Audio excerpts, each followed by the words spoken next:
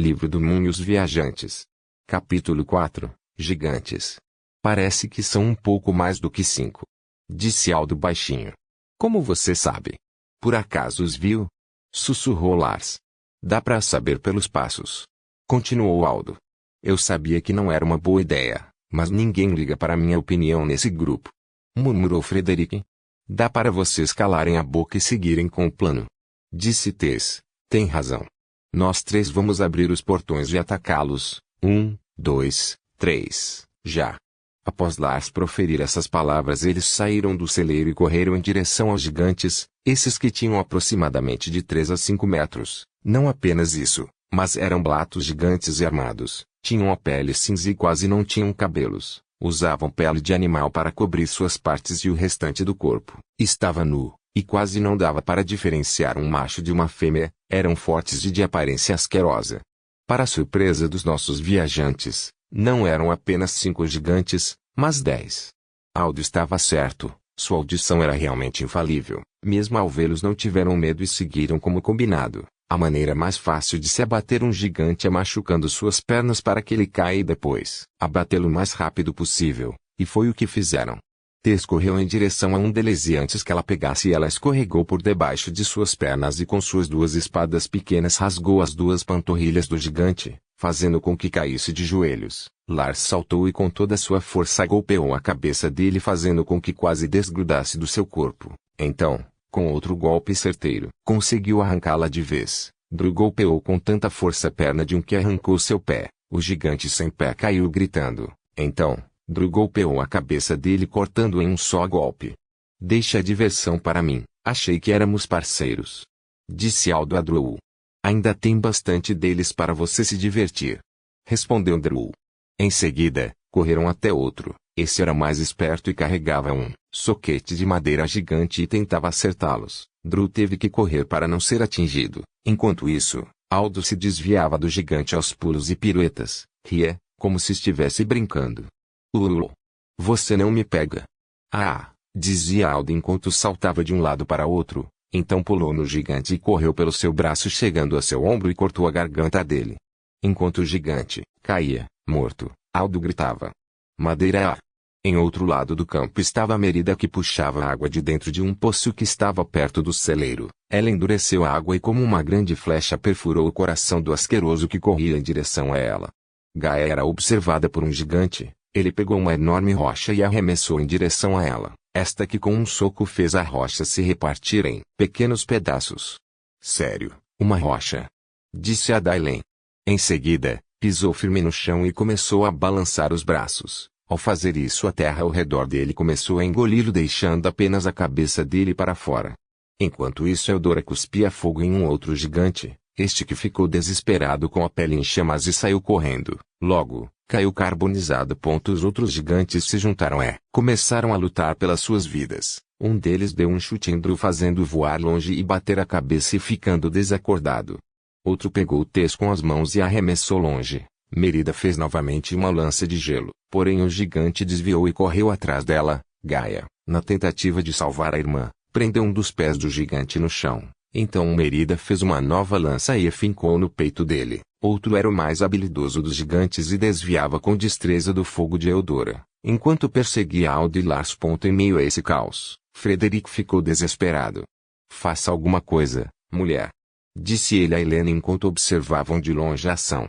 Eu tenho que proteger você e Freya e impedir eles, caso queiram entrar na cidade. Foi isso que combinamos ontem. Eu fico na retaguarda. Respondeu Helena. E você? Suas amigas são poderosas. Uma manipula água, outra terra, e tem aquele doido que praticamente matou um gigante sozinho, mas, e você não faz nada? Disse ele desesperado a Freya. Helena, você mantendo a sua posição consegue me dar cobertura para que eu chegue àquele gigante. Disse Freya a Helena se referindo ao gigante que Aldo tinha matado. Era o que estava mais próximo delas. Sim, consigo, respondeu Helena. Mas aquele já está morto. Temos é que fazer algo com os vivos, gritou Frederick enquanto Freya corria até o gigante. Nesse tempo, o gigante que arremessou Tess correu na direção dela. Então Helena movimentou suas mãos e uma quantidade enorme de luz o envolveu e ele começou a flutuar. Helena o ergueu em uma altura de uns 30 metros e o puxou, contudo, para o chão, fazendo-o cair em cima de uma rocha pontiaguda, partindo ao meio.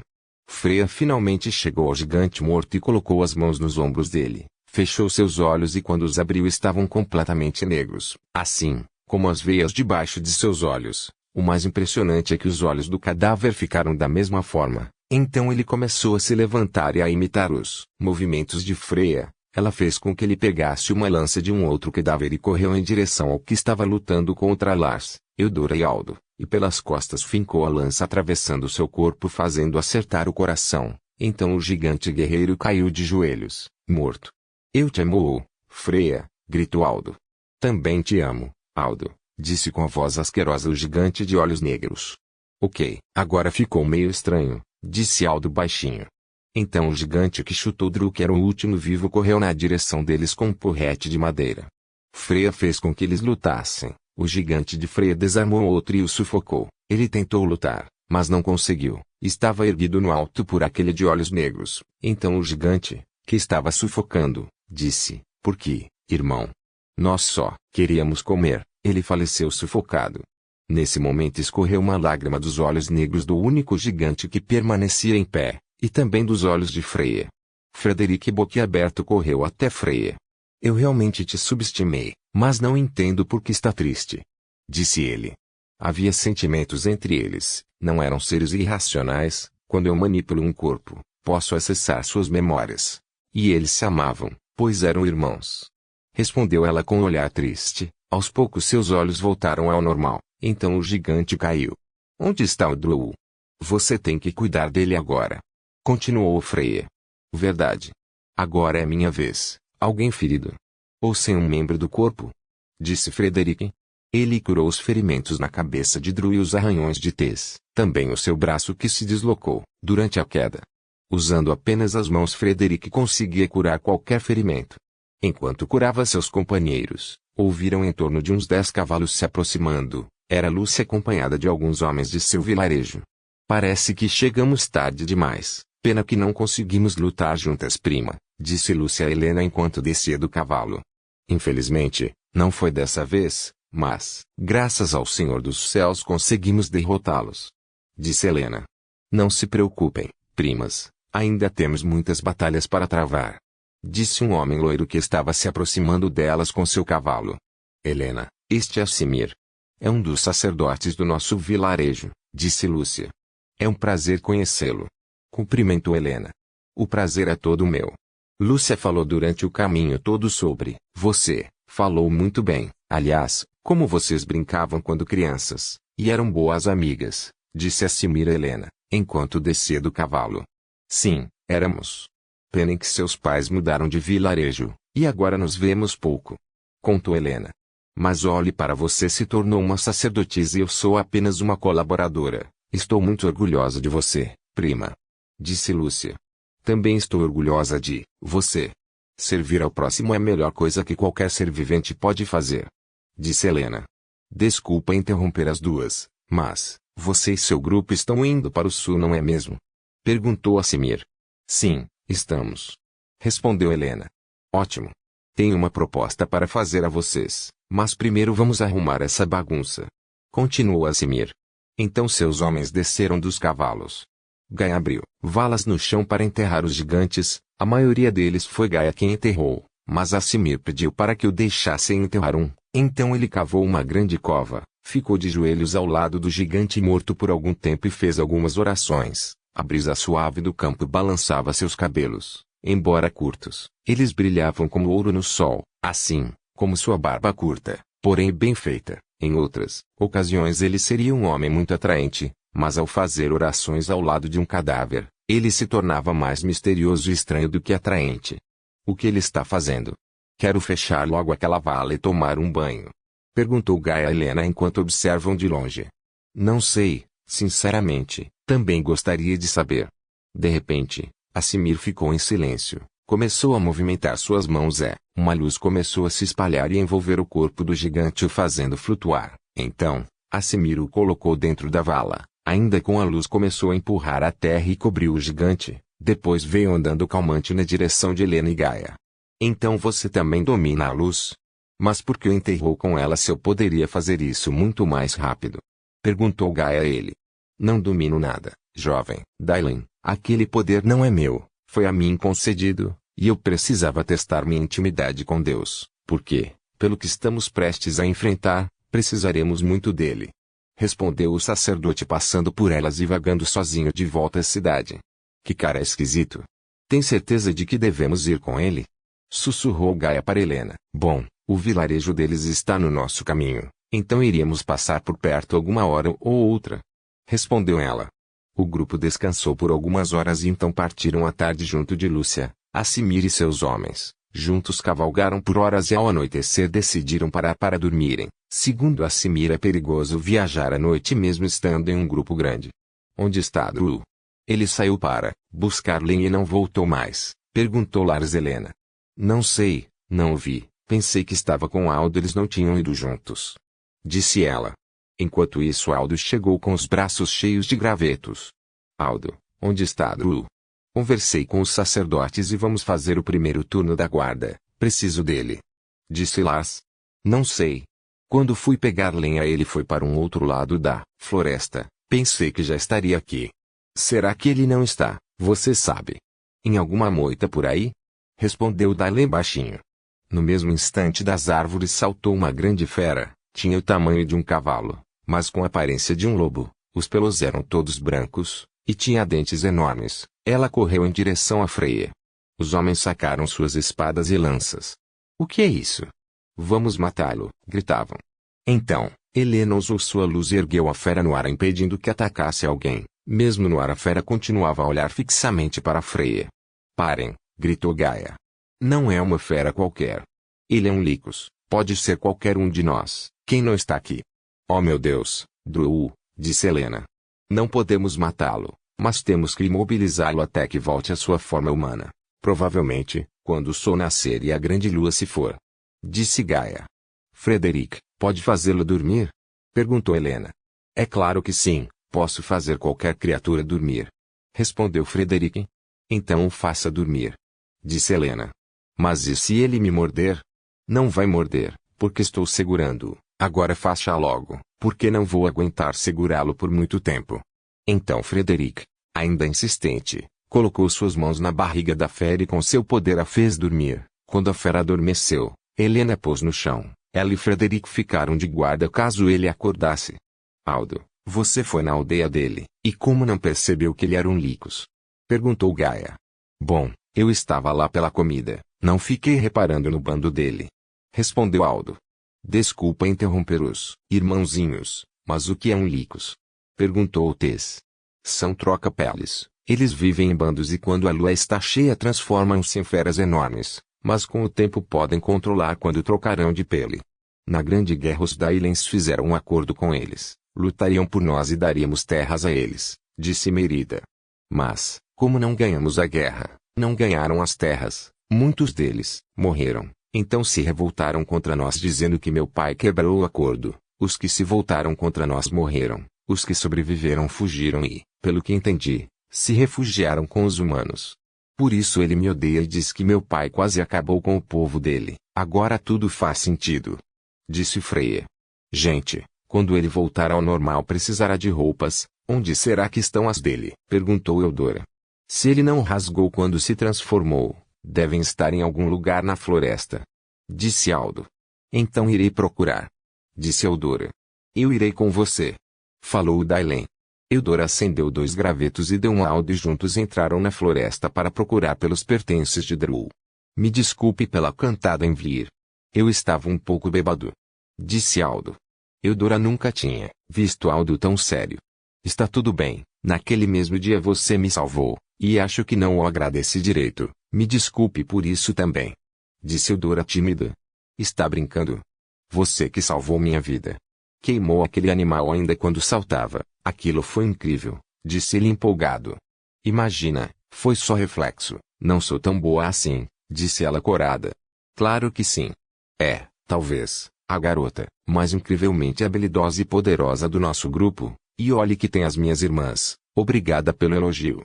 Pena que não era isso que meu povo pensava, Outros portadores de dragões na minha idade já dominavam muito melhor as habilidades dos seus dragões e tinham muito mais afinidade com eles. Muitos me julgavam, e até se perguntavam se eu era mesmo a escolhida. Confesso que fiquei com muito medo de aceitar a proposta de vocês. Não sei se estou pronta para um campo de batalha, sabe? Desabafou ela. Não está pronta? Garota, você matou 2 feras selvagens e um gigante de uns 6 metros sem nem tocar neles. Os soldados de Amon não serão nada para você. Eu sei que é jovem e tem medo do campo de batalha, porque nunca esteve em um, mas, lembre-se, o pior que pode acontecer é você morrer. Tudo bem. Acho que essa parte não ajudou muito. Tente viver um dia de cada vez então. Hoje, você tenta matar o sono e amanhã soldados. Espera, me enrolei. Disse ele envergonhado. Ali, interrompeu ela apontando o dedo. O que? Questionou ele confuso. A espada e as roupas do Drow. Respondeu ela. Drow?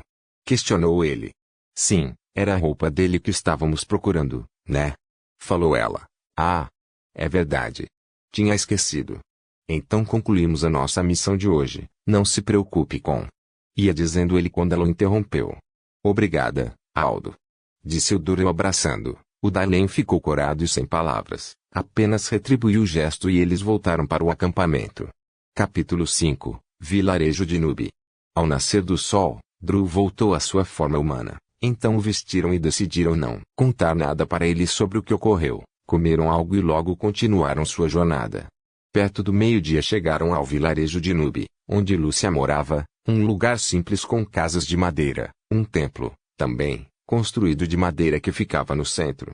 Os seguidores do Senhor dos Céus costumavam morar em vilarejos assim, onde plantavam a própria comida, aprendiam sobre seu Deus, alguns, também, treinavam e partiam em missões onde protegeriam os mais pobres e indefesos, levavam comida aos necessitados. De modo geral, os seguidores do Senhor dos Céus eram respeitados por terem ligação direta com os Asteres no passado, também por serem pacíficos.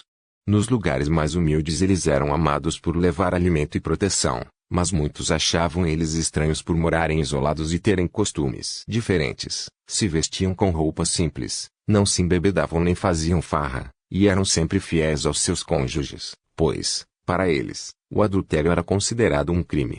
Diferente de outros lugares, não olharam de cara feia para os Dailens. Os moradores de Nub os receberam muito bem.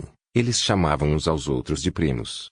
Sejam bem-vindos, primos, que a luz do Senhor esteja com vocês, diziam, exceto Helena. O restante do grupo não entendia nada e só acenavam com a cabeça. Aldo, mesmo sem ter ideia nenhuma do que estava fazendo, dizia, obrigado, primos. Que a luz do Senhor esteja com vocês também. Ele acenava para todos os moradores de Nub montado no cavalo enquanto entrava no vilarejo como se fosse um príncipe. Quando chegaram, serviram comida a eles. Todos se sentaram em uma grande mesa de madeira ao ar livre e comiam. Ainda não acredito que não nos avisaram que eram Blatos. Disse Lars. Claro que eram Blatos. Os gigantes de Kaur têm as suas terras e seus vilarejos. Plantam a própria comida. Não se prestariam a um serviço desses. Declarou Lúcia. Mas matamos eles fácil. Exclamou Drow se exibindo. Sério? Você quase morreu. Se não fosse Frederica estaria debaixo da terra agora. Falou Gaia debochando dele. Finalmente alguém que reconhece meu talento. Realmente sou uma peça única e essencial nesse grupo, mas ainda bem que sou humilde e tenho que ressaltar os feitos de Freya que matou 2 gigantes sozinha, declarou Frederica apontados para Freya. Eu? Sussurrou Freya envergonhada. Sim, você foi incrível, aquele último nos deu bastante trabalho.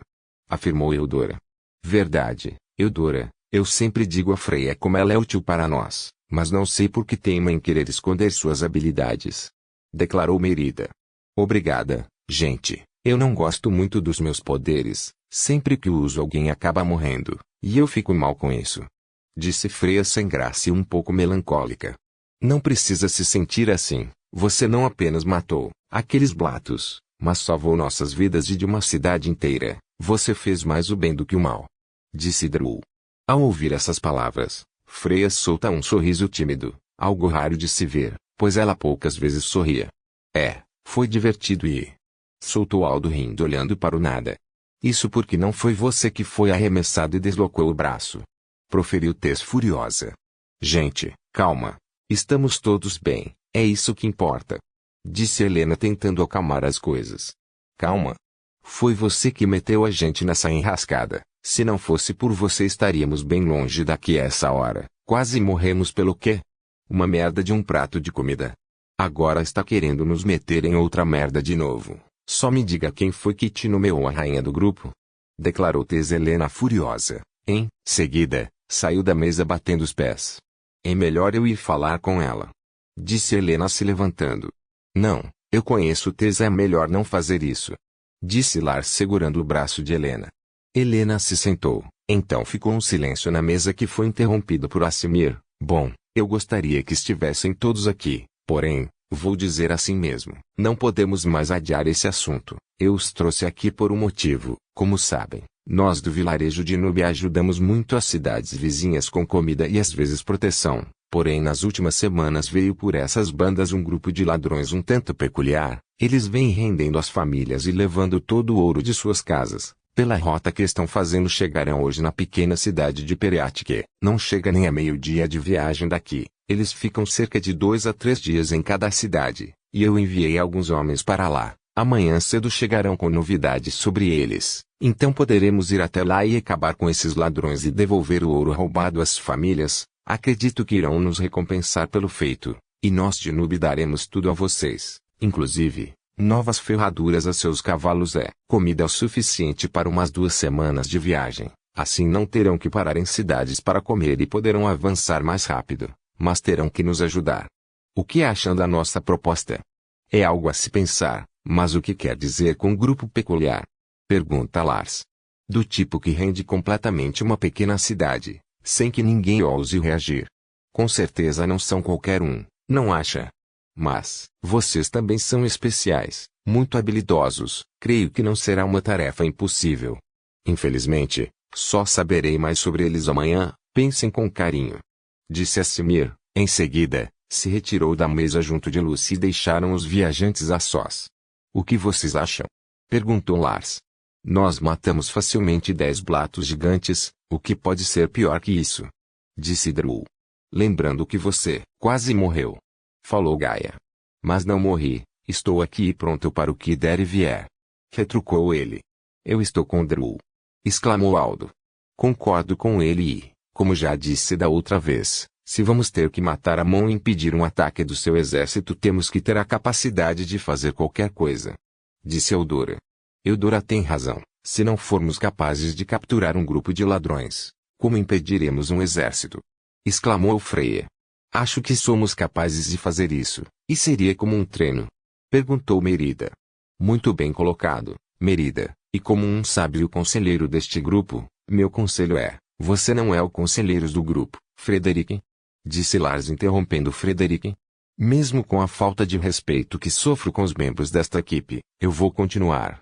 Acredito que somos capazes, e meu conselho é que mesmo assim seria bom treinarmos nossas habilidades. Preparo nunca demais para uma batalha. Inclusive, sugiro que façamos isso quanto antes. Continuou Frederick. Tudo bem, vamos treinar. Eu acho que é importante também. Mais alguém? Precisamos da opinião de todos, Helena. Você não disse nada. Perguntou Lars a ela.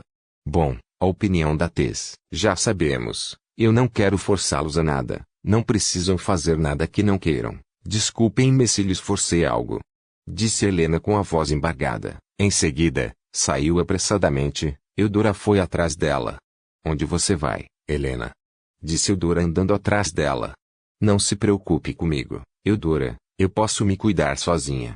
Respondeu a sacerdotisa com os olhos cheios de lágrimas enquanto andava, até que parou na beira de um barranco que dava de frente para uma estreita parte do rio de Emergui, este que marcava o limite das terras do vilarejo. O vento da tarde fazia seus cabelos voarem, algumas mechas enxugavam seu rosto. Você está bem?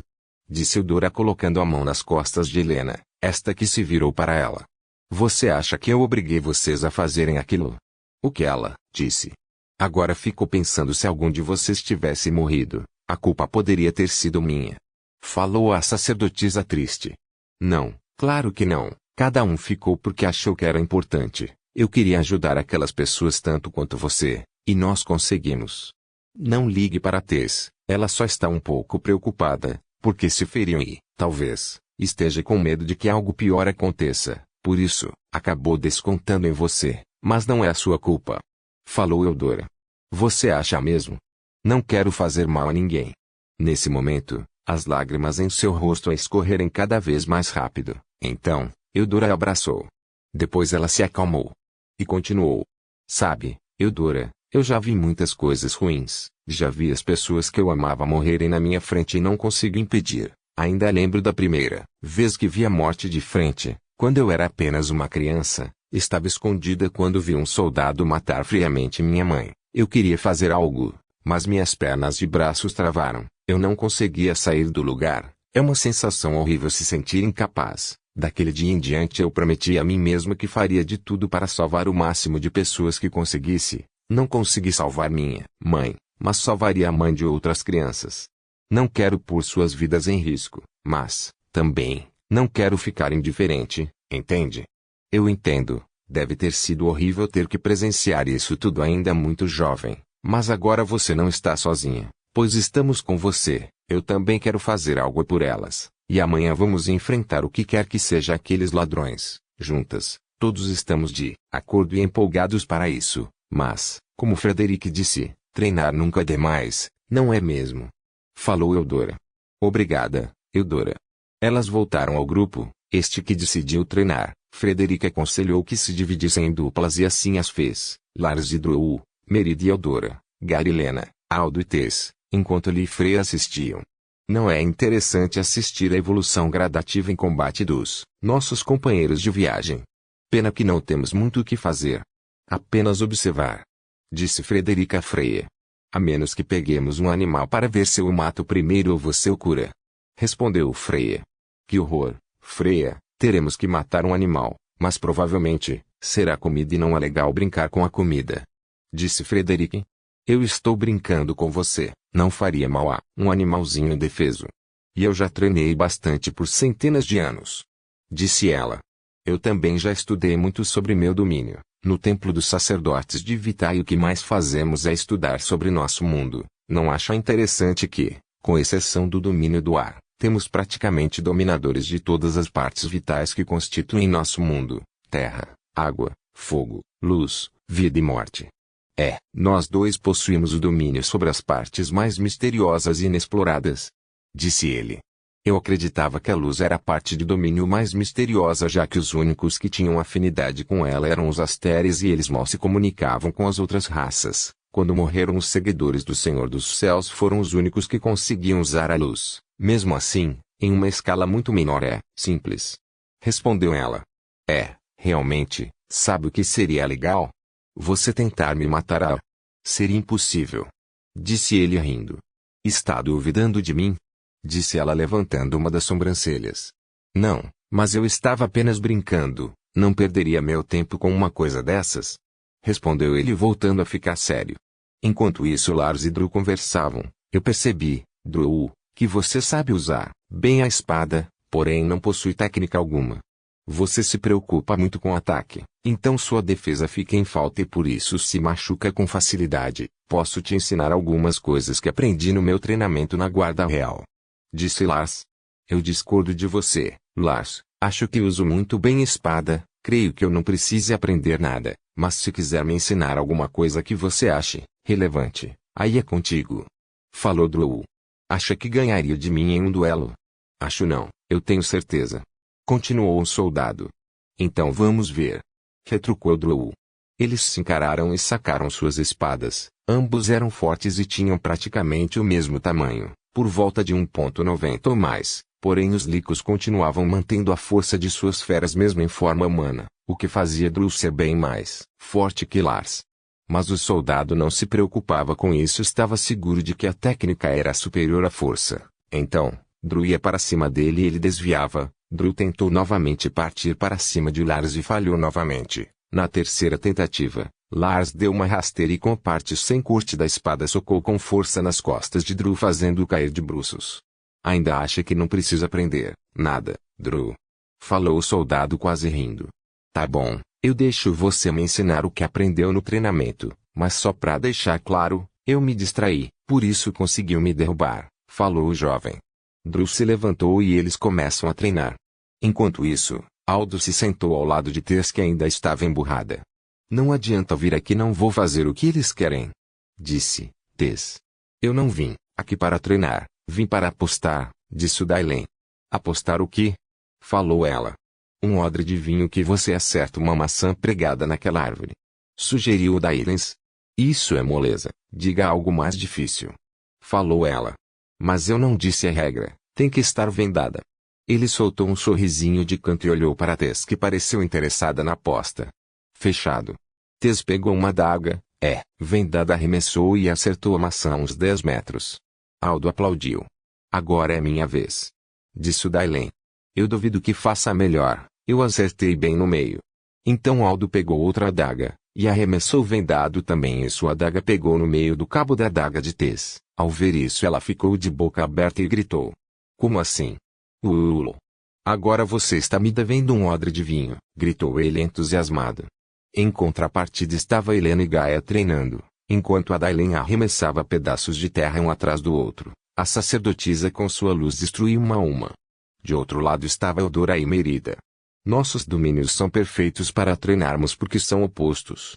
Vamos, tente me atacar e eu vou bloquear seu ataque, disse Merida. Eudora soprou fogo e Merida criou um escudo de gelo, que impressionantemente não derreteu com fogo. Então elas fizeram repetidas vezes, até que a Dailen pediu para Eudora soprar mais intensamente e por mais tempo, para que ela testasse até onde seus escudos aguentariam, e quando estivesse a se desfazer ela pediria para Eudora parar.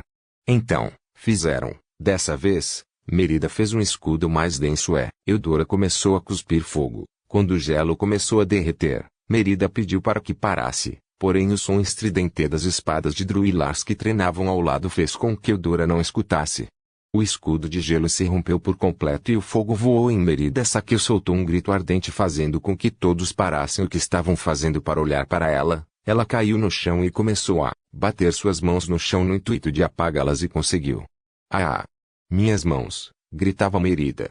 Me desculpa. Eu não queria machucar você, disse Eudora desesperada, correndo até Merida, que estava deitada no chão. Saia daqui, Eudora, já ajudou bastante, deixa que eu cuido dela, disse Frederic. Gaia e Aldo e Freya correram desesperados até a irmã. Esta estava com as mãos em carne viva. Pobre Merida, me dá suas mãos, disse Frederic agachado ao lado da Dailen ruiva. Ela gritava de dor. Com uma mão Frederic segurava as mãos dela, e a outra acariciava seus cabelos encaracolados no intuito de acalmá-la. Olhe para mim, está tudo bem, dizia ele. Merida olhou nos olhos completamente azuis do sábio e aos poucos foi se acalmando, sua dor foi indo embora, e sua pele foi se reconstituindo. Enquanto isso, Helena e Lars acalmaram Eudora, que estava atordoada pelo incidente. É melhor não treinarmos mais por hoje, disse Lars. Já estava anoitecendo quando voltavam às casas para dormir. Essa ideia estúpida de treino também foi da princesinha de cabelos brancos. Provocou Tess enquanto Helena caminhava na sua frente. Qual o seu problema comigo? O que eu fiz para você? Disse Helena furiosa, se virando. Nada, só não vou com a sua cara. Você se acha perfeita, a dona da razão. Continuou Tess. De onde você tirou isso? Eu nunca fiz nada para você, exclamou Helena. Nunca deve ter feito nada na vida mesmo, deve ter recebido tudo de bandeja, diferente de muitos que tiveram que ralar para conquistar as coisas, disse Tess. Você chama roubar de ralar? Pensa que eu não observei, cobiçando o dinheiro dos outros, você só pensa nisso, e como conseguiu essas adagas? Elas têm grifos de nomes nobres, você não se parece da nobreza, talvez, seja de uma família rica ou a esteja julgando mal, mas mesmo que eu tenha feito isso, não estaria fazendo nada diferente de você, nem me conhece e me julga. Continuou Helena. Seria diferente se te conhecesse, provocou Tess. Se você soubesse quem sou e o que sou capaz de fazer, jamais ousaria levantar sua voz contra mim, retrucou Helena. Aí, que medinho, provocou Tess. Não vou perder meu tempo com você, não vale a pena, disse Helena. Então Helena se virou e voltou a caminhar, enquanto isso os outros só observavam a discussão. Tess pegou uma adaga e arremessou em direção à cabeça de Helena. Esta, que se virou rapidamente e em reflexo com sua luz segurou a adaga no ar. Então a virou e levou até a garganta de Tess, e a manteve no ar prestes a perfurar a pele da jovem. Helena a encarou com um olhar furioso. Se sentiu muito tentada em levar a daga adiante. Tess ficou de olhos arregalados e, por alguns instantes, sem fala. Você não vai me matar, vai? Não tem coragem para isso. Disse Tess, gaguejando. Se você me conhecesse não faria essa pergunta. Respondeu Helena em tom sério. Helena, por favor, não machuque ela. Disse Lars desesperado, tentando evitar o pior. A sacerdotisa, então, fincou a adaga no chão. E foi embora. Todos foram em silêncio para suas cabanas onde iriam passar a noite. Pela manhã, ouviram um sino tocando e saíram para ver o que estava acontecendo. Um homem, montado no cavalo, chegou ao vilarejo. Era o espião de Simir. Ele estava com uma cara de espanto e suas mãos tremiam. Quase não conseguia falar. Eu não acreditava que era real o que eu estava vendo, senhor. Disse-lhe a Simir. Nós já enfrentamos blatos gigantes, o que pode ser pior do que isso? Disse Frederic. Então, o homem com os olhos arregalados olhou para ele e disse. Um dragão. Capítulo 6. O dragão azul. Quando o espião de Simir disse que os ladrões tinham um dragão, o vilarejo de Nub se desesperou e todos começaram a clamar ao seu Deus por proteção. Realmente, dragões eram seres assustadores. Alguns eram maiores do que outros, mas em sua maioria mediam, aproximadamente, 20 metros de comprimento e 10 de altura. Cuspiam fogo de diversas cores de chamas, dentre delas a mais rara vermelha. Eram seres ríspidos que comiam qualquer coisa que possuísse carne. Alguns sábios diziam que eles eram seres inteligentes e racionais, que possuíam sociedade, uma língua a qual só eles entendiam, como os Dailens, homens, entre outras raças. Mas, na história, relata que os únicos dragões que se juntaram a outra raça de forma pacífica, e demonstraram amor, compaixão e o mínimo de racionalidade, foram os dragões de Ignis. Alguns diziam que eles foram domesticados assim que saíram de seus ovos, deixando de lado a racionalidade. Outros já diziam que eles eram perfeitamente capazes de se relacionar com outras raças e serem bons companheiros, mesmo que não falem a mesma língua. Bem, de qualquer maneira, ninguém estava disposto a saber se aquele dragão era amigável ou não. Simir reuniu o vilarejo e subiu em um pequeno palco feito de alguns degraus de madeira, e começou a falar. Acalmem-se, meus primos, eles têm um dragão, nós temos nosso senhor do nosso lado. Sabem por que os dragões foram extintos? Não foi apenas a guerra, houveram muitas caçadas, não é impossível matar um dragão, e nós temos tudo o que é necessário. Nossos convidados são os maiores guerreiros que eu já vi. Estes homens mataram blatos gigantes como se fosse nada. Eu confio neles e também nos nossos homens. O Senhor dos Céus se compadece de motivos nobres. Hoje, libertaremos uma cidade. Que motivo seria mais nobre que esse? Salvaremos todos, e traremos a cabeça daquele dragão, e o nome do nosso Senhor será glorificado. Nesse momento as pessoas começam a gritar loucamente empolgadas com o discurso de Simir. Logo após, ele se retirou com um grupo de 30 pessoas e chamou nossos viajantes para ir com eles. Ao entrarem em uma sala, Tess encurralou a Simir em uma parede colocando uma adaga no pescoço dele. Um dragão? O que estava pensando? Quer matar a gente? Calma. Eu tenho um plano. Após Simir dizer isso, Tess o soltou e ele começou a falar. Vejam, esse é o mapa da cidade. Ela tem 2 saídas e entradas, a principal que é grande, e uma pequena, que é pouco usada, mas os moradores conhecem. Antes de lutarmos com o dragão temos que tirar as pessoas de lá em segurança. Este é nosso maior objetivo. E o que garante que esse dragão não vai nos seguir? Perguntou Lars. É aí que precisaremos de uma distração, algo que faça com que ele se concentre por tempo suficiente para tirarmos as pessoas de lá. Respondeu Simir. Chamar a atenção de coisas que querem me matar é a minha especialidade. Deixa comigo, pronunciou Aldo. Já temos um voluntário, pensaremos na distração mais tarde, continuou Simir. Calma aí, e se eles souberem da outra saída, e bloquearem ela? Perguntou Frederic. Então teremos que abrir outra. Os muros da cidade são feitos, do que, exatamente? Perguntou Gaia. Rochas. Respondeu Simir. Gaia, não pode usar o seu poder, vai chamar muita atenção. Disse Merida. Poderá se a distração for bem feita. Mas como vamos evacuar rapidamente as pessoas de lá, e até avisarmos todos, nos tomará um tempo. Disse Helena. Meus espiões partirão para lá e explicarão tudo às pessoas de maneira sigilosa, e ficarão nos aguardando. Disse Simir. Fala logo, Como vamos acabar com o dragão? Perguntou Drew entusiasmado.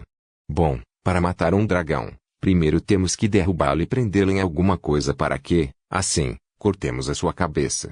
Eu pensei em prendermos na catedral que fica no centro da cidade. Teríamos que fazê-lo entrar lá. Então demolimos tudo em cima dele fazendo com que fique preso. Continuou Asimir. Eu acho que consigo fazê-lo entrar lá. Disse Aldo. Mas, e se Aldo não conseguir e se ele não cair na nossa armadilha, e se voar até as pessoas? Perguntou Eudora preocupada. Bom, então teremos que derrubá-lo. Respondeu Asimir. E como faremos isso? Perguntou Tess. Ela pode, disse Gaia apontando para Freya. Eu? Como assim? Eu nunca fiz isso. Falou Freya, gaguejando. Você não, mas seu pai, sim. Eu já vi com meus próprios olhos. Você tem o mesmo poder que ele, eu sei que consegue. Sussurrou Gaia Dailen cinzenta. Para isso eu teria que acertar uma flecha negra no olho do dragão. Eu nem consigo fazer o flechas negras direito, muito menos acertar no olho dele, com ele em movimento. Retrucou Freya.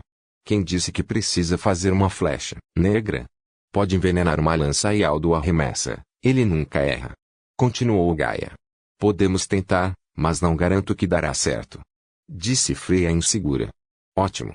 Então vamos fazer o seguinte. Alguns de meus homens junto com Tess, Lars e Drew vão ajudar as pessoas na evacuação. Também, com os ladrões. Gaia, eu preciso que vá conosco para o caso de precisarmos abrir uma outra saída. Aldo será a distração, mas preciso de pessoas com ele para ajudar com o dragão. Temos que distraí-lo por no mínimo alguns minutos para depois colocá-lo na catedral. Um dos motivos de lá ser o local perfeito é que é cercado por fontes. Então precisarei que Merida esteja lá para usar aquelas fontes para derrubar a catedral. Helena e eu também estaremos lá para ajudar Merida. Eudora e Freya estarão em uma torre que fica de frente para a catedral e de lá poderão atirar tudo quanto puderem nele. Aldo, você tem que ser rápido o suficiente para atraí-lo para dentro do templo, sair pela porta do fundo e subir a torre em que as meninas estão para atirar. Será que consegue? Explicou Asimir. Pode deixar comigo, respondeu Dailen. Depois que o dragão estiver no chão, imóvel e machucado, o restante de meus homens, que estarão escondidos, subirão nele rapidamente e cortarão sua cabeça antes que ele se levante.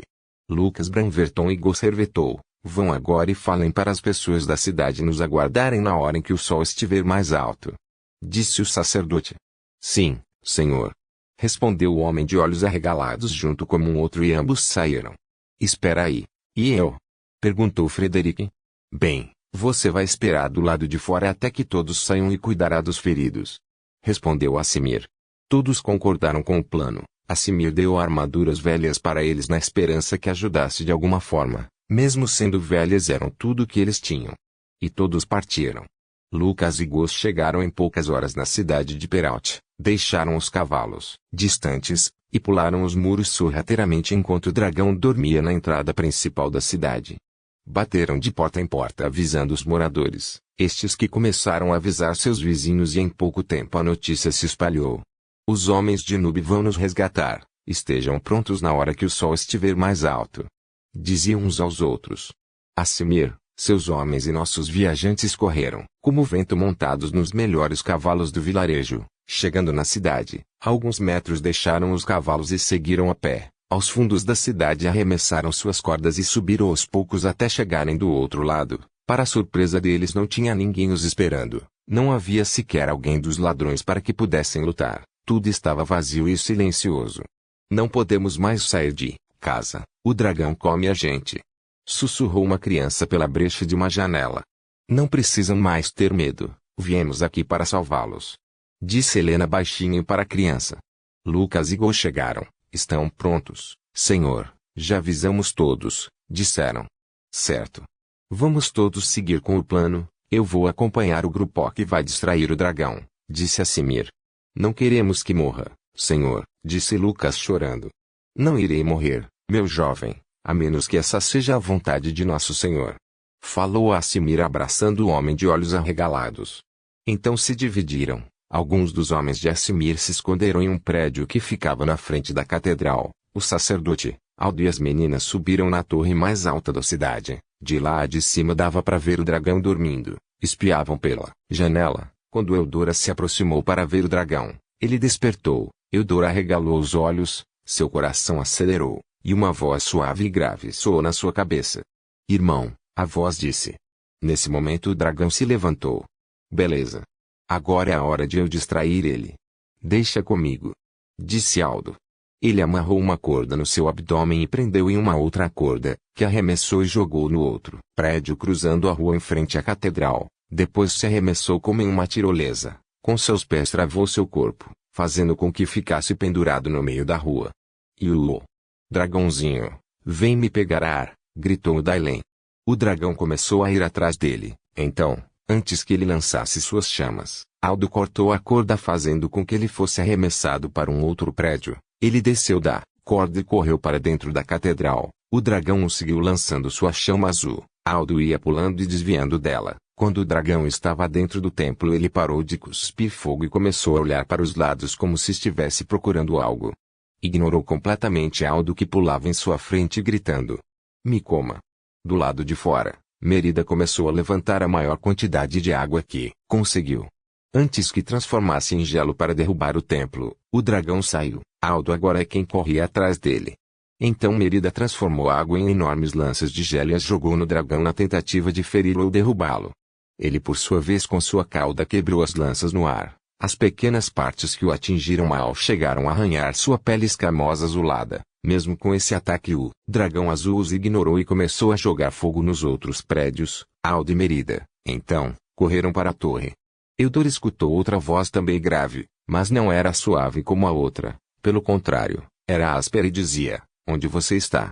Eu sei que está aqui, posso sentir sua presença.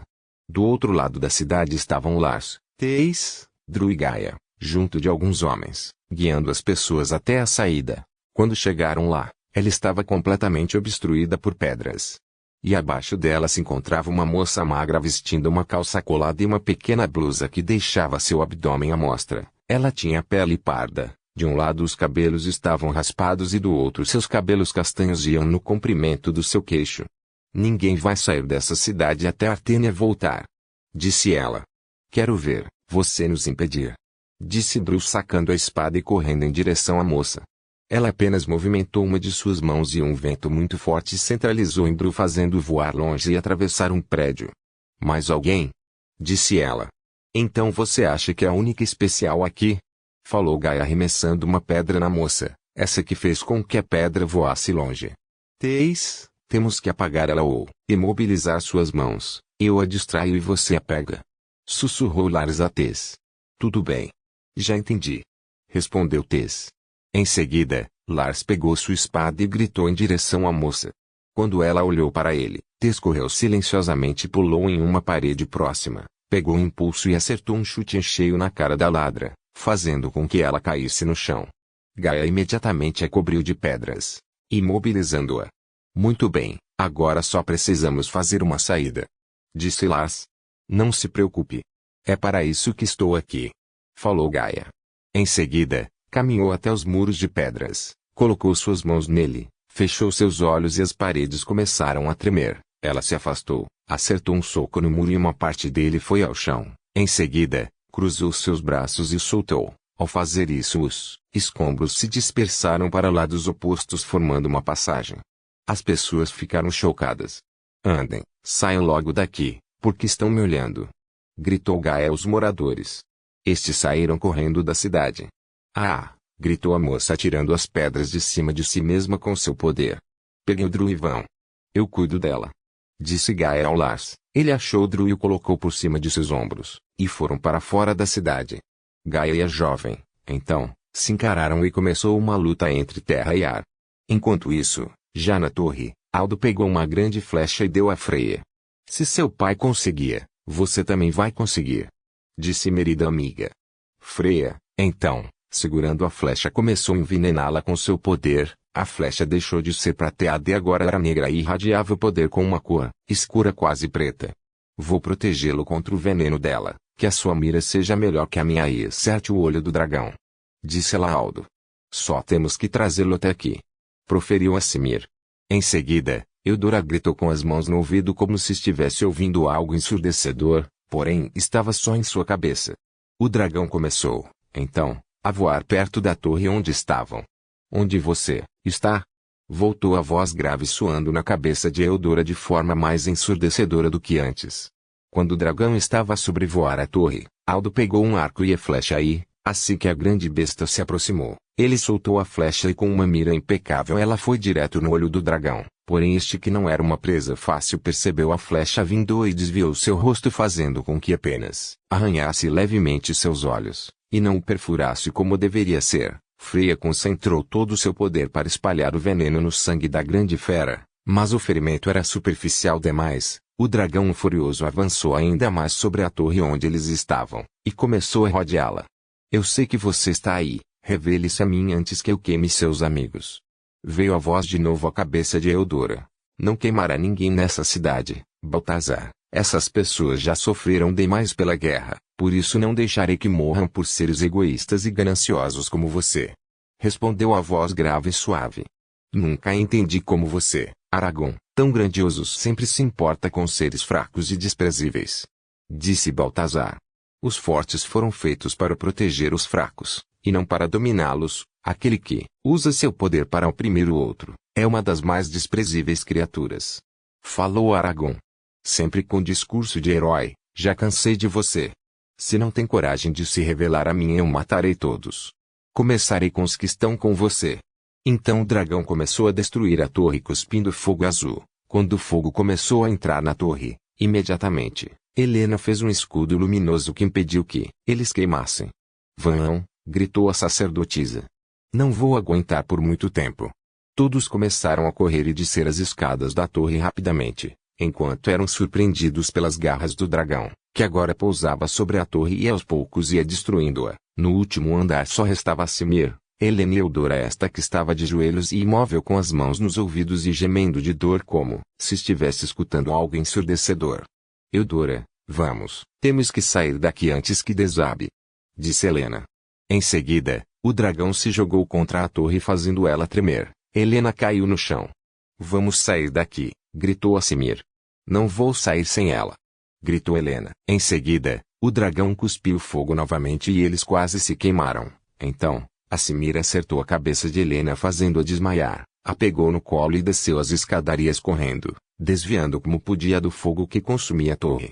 Nesse momento, Gaia e a domadora de ar se encaravam. Gaia sem pensar duas vezes pisou firme no chão e algumas pedras de terra se ergueram. Ela as arremessou na domadora, mas com o movimento ela fez um vento forte desviar o arremesso de Gaia. Então Adalém começou a levantar poeira do chão a fim de prender a domadora, porém a jovem foi mais rápida e criou um redemoinho forte em volta de Gaia usando a terra que ela mesma fez. Criou-se uma tempestade de areia ao redor de Gaia sufocando Adalém. A mesma se ajoelhou no chão e começou a gritar. O ódio que Gaia sentia naquele momento e a forma como estava sendo sufocada com aquela tempestade de areia fez com que o chão à sua volta começasse a rachar e tremer como um pequeno terremoto. De longe Aldo e Merida escutaram o grito da irmã e sentiram os tremores, então correram desesperados na direção dela. Merida pegou toda a água que encontrou no caminho e chegando perto de Gaia passou a água por ela, tirando toda a areia que a sufocava e criou uma parede pontiaguda de gelo fazendo um escudo em volta da irmã. Mas ela estava desacordada e caiu na lama. Você machucou minha irmã, disse Merida alterando sua voz. Em seguida, derreteu a parede de gelo e transformou em agulhas. Então as jogou todas em direção da domadora qual, mesmo fazendo um escudo de ventania, foi atingida por algumas agulhas que cortaram seu rosto, pernas e braços. Então, Aldo apareceu e começou a lutar com ela. Para surpresa dele, ela também sabia lutar e era tão rápida nos golpes quanto ele. Merida segurou a irmã desesperada fazendo de tudo para acordá-la. Então a Simir chegou com Helena nos braços e a colocou no chão. Aldo ainda lutava com a domadora. Ela que usando seus poderes em uma luta injusta, desarmou Aldo e o arremessou a alguns metros. Então se virou para o grupo que estava em volta de Gaia. Novamente, começou a levantar uma tempestade de ar. Quando foi arremessada longe por Helena que acordou e se levantou. Em seguida, a sacerdotisa deu um tapa da cara de Simir. Você a deixou lá para morrer, gritou Helena. Alguns sacrifícios devem ser feitos em prol de um bem maior. Nossa maior preocupação agora é manter as pessoas a salvo. Respondeu o sacerdote. Você deixou Eudora para trás? Perguntou Aldo furioso se levantando. Enquanto isso na torre, não vai se revelar a mim, né, irmão? Tudo bem. Então matarei aquelas pessoas com mais prazer do que antes. Então o dragão azul voou em direção das pessoas que estavam no campo saindo da cidade. Ao verem o dragão correndo em direção às pessoas, o grupo correu atrás, enquanto Aldo pegou Gaia no colo e foram atrás para tentar impedir o dragão. Assimir fez suas orações e conseguiu fazer um campo de força de luz junto com Helena em que seguraram um pouco a chama. Porém as pessoas se desesperaram e começaram a gritar e correr. Então o dragão avançou para mais longe de Helena e Assimir, onde estava Lars e o restante que estavam guiando o povo. E quando estava prestes a queimar todos, surge no céu vindo da cidade um dragão com escamas pretas e vermelhas. Ele cuspia fogo vermelho, mas não nas pessoas e sim no dragão azul. Então o dragão vermelho afastou a besta azul de perto das pessoas, e eles começaram a brigar no ar. Então uma fumaça roxa surgiu ao fogo azul e vermelho se chocarem. Ambos começaram a lutar entre si como feras selvagens. O dragão vermelho está lutando por nós, mas por quê? Sussurrou Assimir. Eudora, disse Helena baixinho a si mesma. Temos que fazer algo para parar o azul. Aldo, vamos tentar de novo. Disse Freya. Ela pegou outra flecha grande e envenenou. Aldo esperou os dragões voarem baixo, então soltou a flecha e agora distraído o dragão deixou ser atingido em cheio no seu olho. Freya concentrou todo o seu poder e começou a envenená-lo. O dragão azul voou para a floresta junto do vermelho e ambos caíram por entre as árvores. Uma grande fumaça começou a sair de lá. Então o grupo dos viajantes correram para ver o que tinha acontecido. Ao chegar perto de onde vinha a fumaça não viram mais dragão algum. Em meio a um grande estrago de árvores destruídas se encontravam dois corpos, nus, desacordados, um em cima do outro. Um jovem com cabelos negros e pele clara, o outro, por cima dele, era Eudora. Capítulo 7. Celebrações. Rapidamente envolveram o corpo de Eudora e do humano desconhecido em tecidos e os levaram para a cidade ainda desacordados. Com a ausência dos ladrões e do dragão, as pessoas voltaram para suas casas. Helena junto dos guerreiros de Nube levaram comida e água para os necessitados enquanto Frederic curava os feridos e doentes. Gaia, Dru, Eudora e o homem, mesmo após a visita de Frederic, permaneceram descansando. O lorde da cidade pediu para que deixassem que fizessem uma festa em comemoração aos salvadores, e que partissem depois da celebração. Devido ao estado de alguns membros do grupo, Lars disse ao lorde que ficaria mais um dia que participariam com prazer da celebração. Logo a noite chegou e a cidade adormeceu. Lars ficou de guarda do homem a noite inteira. Colocaram algemas em suas mãos, pois não sabiam ao certo quem ele era ou do que era capaz. Tudo indicava que ele era tão poderoso quanto Eudora, portanto todo cuidado era pouco.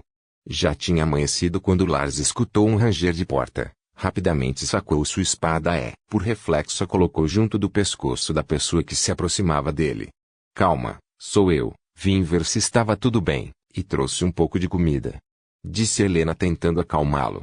Me desculpe, pensei que poderia ser alguém. Ele gaguejou enquanto falava e guardava a espada. Era visível que estava exausto. Falou ele. Tudo bem, eu entendo. Deve estar cansado e com fome. Vim trocar de turno com você para que possa descansar um pouco. Falou a sacerdotisa. Eu agradeço a gentileza, mas não posso deixar você aqui com ele. Não sei do que ele é capaz de fazer. Não conseguiria descansar se fizesse isso. Disse ele preocupado. Não precisa se preocupar comigo, mas se não consegue me deixar aqui com ele sozinha, então fique, come e se quiser deite-se. Se algo acontecer eu gritarei tão alto que até se estiver no mais profundo sono despertará e fará o que deve fazer. Lars concordou, comeu o que Helena trouxe e sentou em um canto do quarto, logo adormeceu. A sacerdotisa por sua vez permaneceu sentada na cadeira em frente para a cama onde repousava o prisioneiro ainda desacordado. Seus olhos azuis celeste percorreram o homem como se estivesse tentando descobrir algo. O olho esquerdo do prisioneiro continha um leve corte, o mesmo olho na qual Freya e Aldo haviam acertado. Horas antes, Adalén havia retirado o veneno do corpo dele, mas o corte ainda permanecia. Ele possuía a pele pouco mais escura que a de Eudora. Seus cabelos negros eram compridos o suficiente para que algumas mechas cobrissem seus olhos, mas não grande o bastante para tocar em seu pescoço. Ele dormia profundamente com apenas uma calça que lhe vestiram.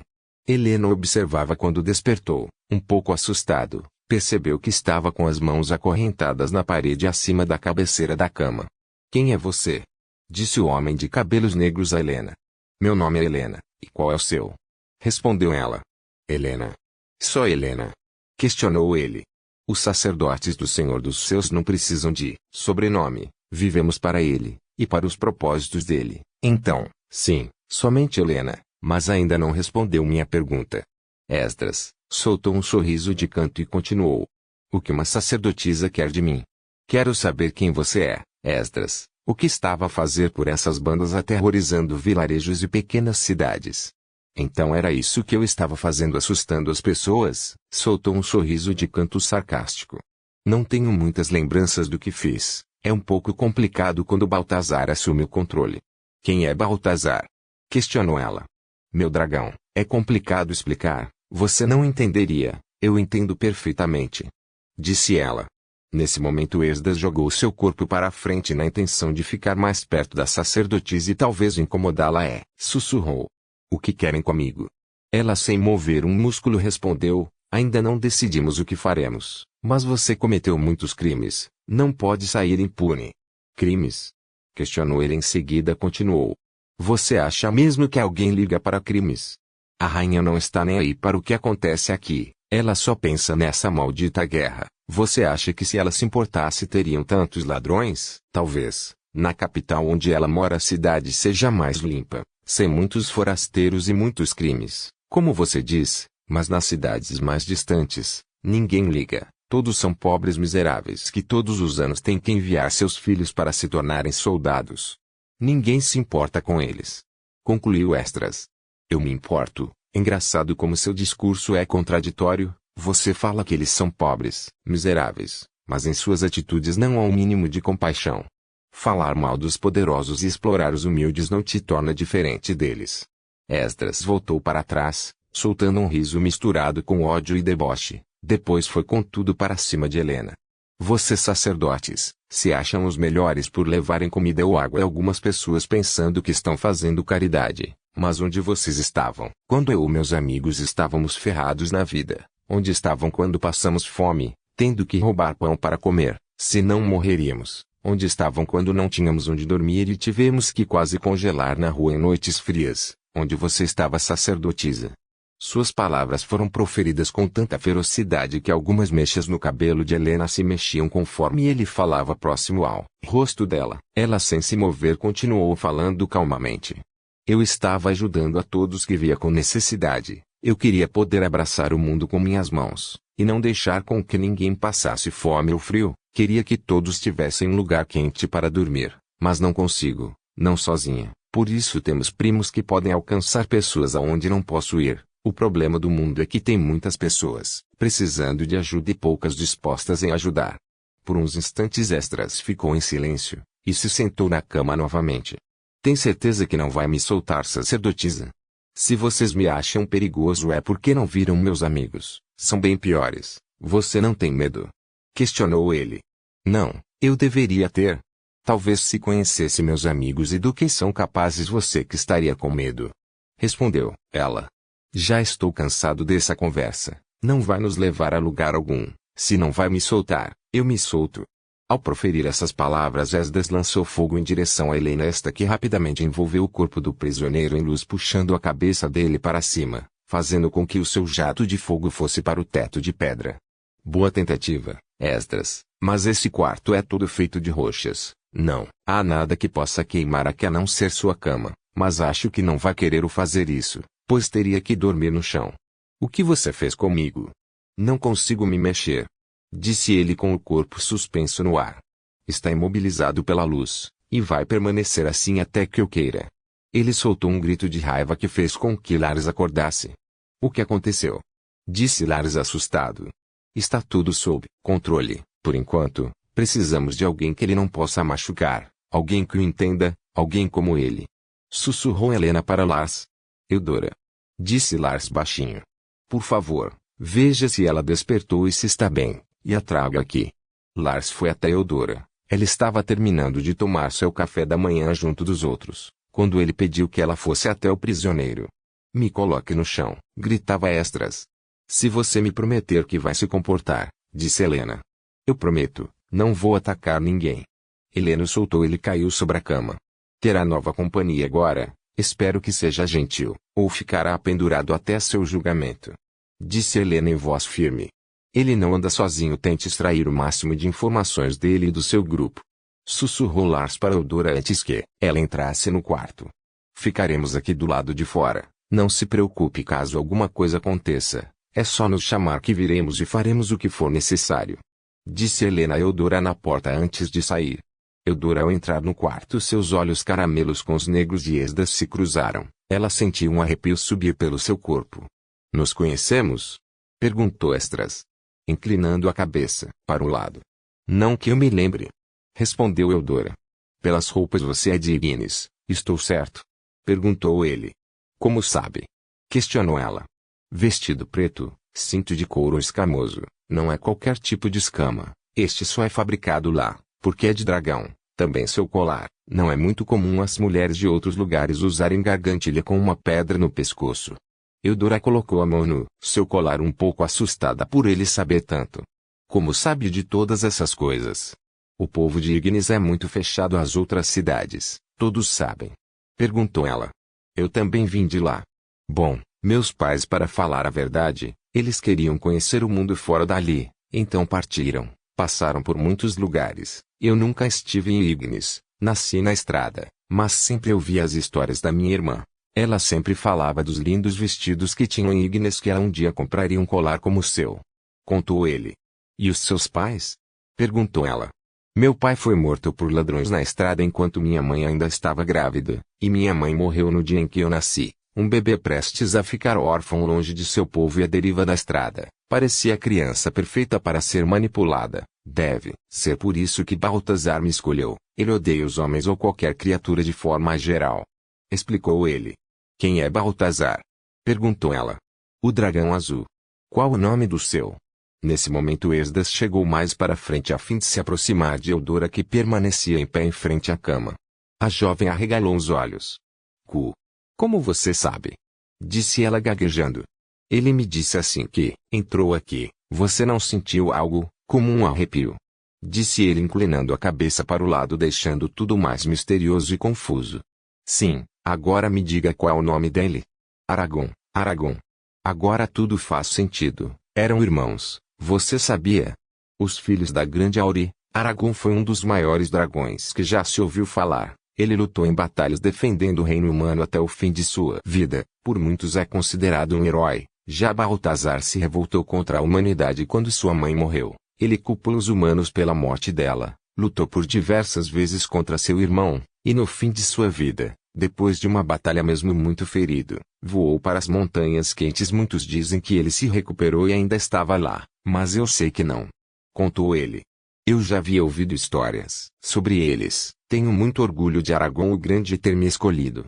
Disse ela em seguida e lhe interrompeu. Eu sou Esdras e você? Eudora Eymor. Somos iguais, Eudora. Poderíamos fazer grandes coisas juntos. Ninguém seria páreo para nós. Venha comigo e posso te apresentar o mundo. É só me tirar daqui. Sugeriu ele. Não posso fazer isso. Eu vi o que fez com essa cidade. Não deixarei que faça, de novo. E você não deveria escutar Baltazar. Não é só porque ele odeia as pessoas que você deve odiar. Não deixe que ele manipule você. Ao dizer isso Eudora pediu a Lars para ir embora. O Lorde enviou soldados para ficarem de escolta enquanto eles se preparavam para a celebração. As pessoas da cidade deram a eles roupas e enfeites de cabelo para que celebrassem na praça.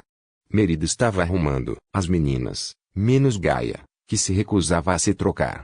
Não vou vestir nada e ninguém vai tocar no meu cabelo. Disse Gaia enfurecida. Mas eles deram essas roupas para nós. Seria falta de educação recusar. Disse Merida baixinho a Gaia. Estão todas prontas. A festa já vai começar.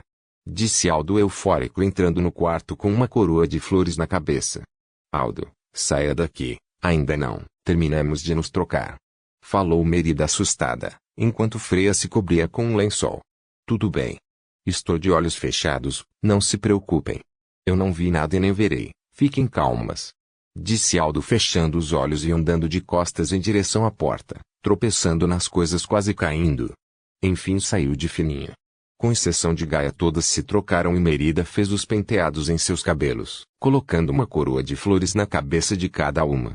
Quando saíram do quarto e foram até a praça, todos já estavam lá. Aldo cantava e pulava de um lado para outro enquanto bebia. Algumas pessoas tinham receio de se aproximar por ele ser um Dylan. Outras dançavam, bebiam e riam com ele.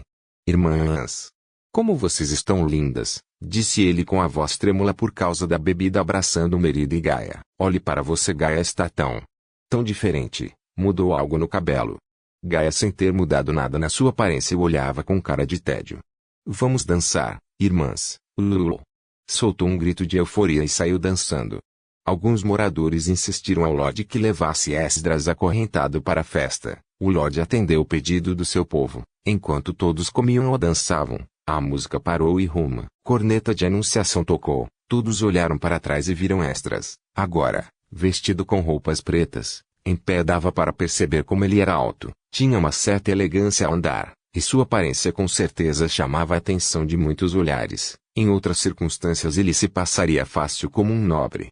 Mas naquele dia ele era apenas um prisioneiro que seguia seu caminho enquanto era observado. Ele se manteve sério por quase todo o caminho até que, ao passar por Eudora, soltou um sorriso de canto, e olhou para ela com o olhar penetrante bem ao fundo de sua alma, tal olhar que mexeu completamente com a moça. Eudora sentiu seu corpo todo tremer. Seus sentimentos se misturaram, não sabia ao certo o que estava sentindo, se era bom ou ruim. Por fim, colocaram Esdras no centro da praça, onde ficava um enorme mastro de madeira que sustentava várias fitas. Estas percorriam até os prédios, enfeitando toda a grande praça onde se concentrava a festa. De um lado, ao redor da cidade, tinha um vasto campo e do outro pequenos morros com entradas para a floresta. Tudo deixava a paisagem ainda mais bonita. Não é uma boa ideia, mas ninguém me escuta mesmo. Resmungou Frederic. Eu também não acho que é uma boa ideia. Ele é muito poderoso e deu trabalho para capturá-lo. É uma pena que não te escutam. Você é um homem muito sábio, disse Merida. Frederic se surpreendeu. Não havia percebido que Adalém estava do seu lado e muito menos que alguém tinha escutado seus murmúrios. Finalmente alguém que me entende, disse ele. Você sempre fala coisas boas. Infelizmente, eles não dão ouvidos. Se te escutassem mais, poderiam correr menos riscos e evitar muitos problemas. Um dia quero ser tão inteligente como você, disse ela meio tímida e com a pele um pouco corada. Os olhos de Frederic brilharam. Finalmente alguém que aprecia minha sabedoria. Falou a si mesmo.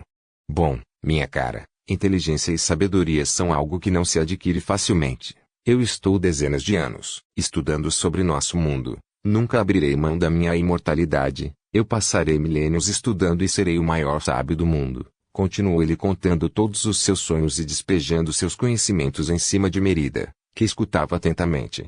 Em outro lado da festa estava Freya a pegar um pequeno pão doce quando foi interrompida por uma mulher. Ei, o que está fazendo? Nenhuma Dalém nojenta vai provar dos meus pães, disse uma senhora em tom rude. Freya ficou sem saber o que fazer, então soltou o pãozinho e começou a andar para trás até que bateu em Dru, que havia observado toda a situação.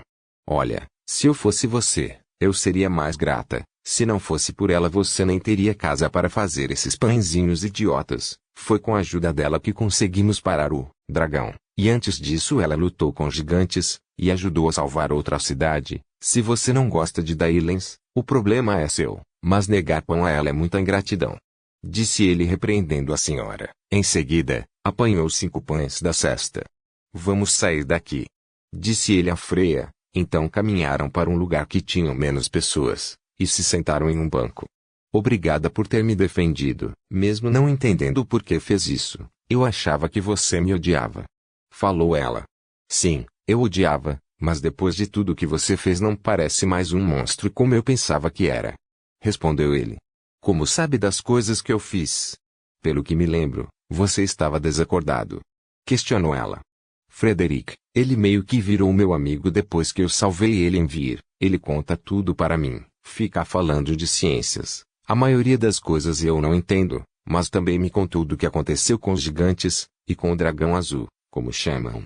Se você fez mesmo essas coisas, então acho que merece um mínimo de respeito ou gratidão. Estamos no mesmo lado agora, né? Somos aliados. Espero um dia ver você lutando. Deve ser bem legal. As palavras de Dru foram reconfortantes para Freya. Seria quase bonito de vê-lo pronunciá-las se ele não estivesse com a boca cheia de pães quando disse. Enquanto ele devorava 4 pãezinhos, Freya comia delicadamente um. Posso te perguntar uma coisa? Disse Drew. Claro. Respondeu Freya. O que aconteceu comigo na noite antes de chegar no vilarejo de Nub? Lembro de ir buscar lenha, depois acordei e já era de manhã, estávamos a caminho do vilarejo. Não precisa mentir para mim como Frederick mentiu. Ele disse que não se lembrava, que foi uma noite comum, e que provavelmente eu estava com tanto sono que não me lembro de ir dormir. Só que todos me olham diferente depois daquela noite. O que aconteceu? Você sabe que é um Licos, mas nós descobrimos naquela noite. Você veio até nós como um lobo gigante, tentou me atacar, mas conseguimos pará-lo. Respondeu ela. Eu machuquei alguém? Eu ainda não sei controlar muito bem essas transformações. Disse ele abaixando a cabeça, quase como uma criança envergonhada, o que chegava a ser engraçado, mesmo sendo tão grande e forte. Drew era jovem, e seu rosto não aparentava ter mais que 25 anos. Graças a Helene e Frederick, não. Mas fique tranquilo, tem como você controlar sua transformação e até mesmo adquirir consciência enquanto estiver em pele de lobo. Eu cresci rodeada de Licos. Vocês são muito fortes e foram os melhores guerreiros que Amon já teve. As horas foram passando e logo foi anoitecendo. A festa ainda continuava. As pessoas dançavam, conversavam e riam. Estavam todos felizes. Helena se aproximou de Lars, que observava sozinho as pessoas dançarem. Conseguiu descansar? Perguntou ela. Um pouco, mas não consigo dormir direito por causa dele. Apontou o copo que segurava para Estras, que observava a festa acorrentado a metros de distância. Não sei o que ele pode fazer. E onde estão os outros? Azimir disse que eram mais. Falou Lars. Pensar nisso agora não vai nos ajudar em nada. Fizemos o que podíamos, e temos que seguir nosso caminho. Falou ela. Mas e se eles voltarem, e por ódio de nós, fizerem algo pior para essas pessoas, então carregaríamos a culpa da morte delas. Não se sentiria mal por isso? Perguntou ele. Por um bom tempo eu carreguei o peso da morte de muitas pessoas, mas percebi que a culpa não era minha na época. Eu fiz o que eu pude, então não tinha por que carregar esse peso. Respondeu ela. Como uma moça tão gentil pode carregar tal peso? Perguntou ele. Eu sonhei com a morte delas, fiz de tudo para evitar o pior, mas não consegui. Eu já falhei uma vez e não quero falhar de novo.